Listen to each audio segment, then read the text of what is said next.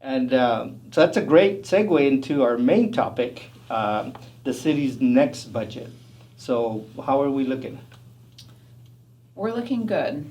I mean, I would still say, we'll go back to that graphic of the man in the hole. There's still clouds on the horizon, and not just in Oxnard, but in California. I mean, we're seeing kind of a flattening of the economy overall, less spending.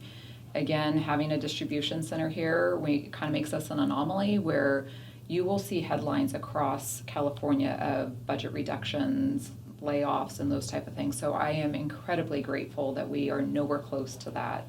We're just not restoring at the rate that we would like to, but we are stable. We have a positive budget. I like to be able to say that. We have a balanced budget.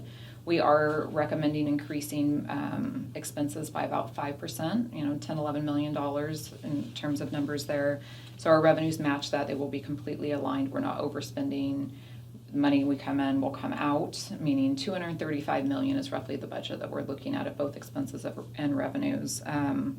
But we do want to be cautious. There's a lot of uncertainty still, like I talked about before, that state legislation that's making it through that could really impact our revenue. So we want to continue to be pragmatic in what we look at and be not just respectful, be responsible with the taxpayers' money and reinvest it into the areas that they've clearly said are important to them. There's some other uncertainties out there. There's the Taxpayer Protection Act that's going to be on the ballot.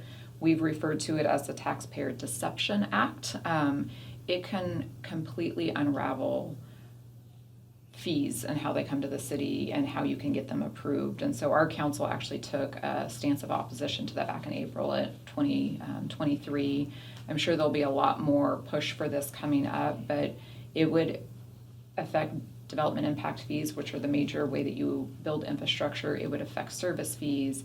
Everything would have to go to the vote of the people, franchise fees. It would completely undermine all governmental agencies' abilities to bring in revenue sources to pay for actual impacts of development. So something definitely that we're keeping our eye on. There's other things obviously very unique to Oxnard that we're cautious about. I mean, what litigation may come next. I mean, and still working through the bonding litigation. I mean, that's very, very unique to Oxnard. That access is all other cities and governmental agencies have access to bonds, and that's something that the city of Oxnard doesn't. I think another thing that we're keeping in mind during the budget is utility cost increases. That's a major increase. I mean, it's over 30% increase for us for our just electricity alone. And for gas, luckily we don't use a lot of gas, but we've seen over a 500% increase since 2021. Doesn't equate to a lot on our general fund, but what you feel at home, we just feel on a greater scale for the city. But dealing with inflation and those utility costs, I mean, gas, we drive a lot of cars throughout the city to provide the services, all really cuts into that. So very balanced approach, 5% increase in both revenues and expenses specific to the general fund. So it all trickles down, right? So it's kind of like when I go to the restaurant and the meal that I used to pay $10 for is now $14, and I asked the person, hey, why did this go up? Well, their costs went up. Yeah.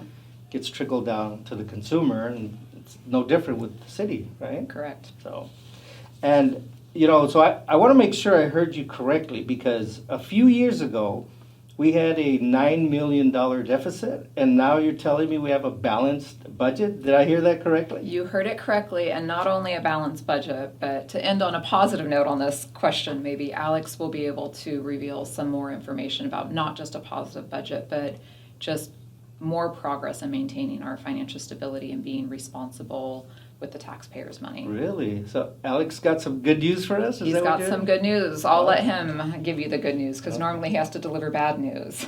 True. Okay, well, looking forward to that. So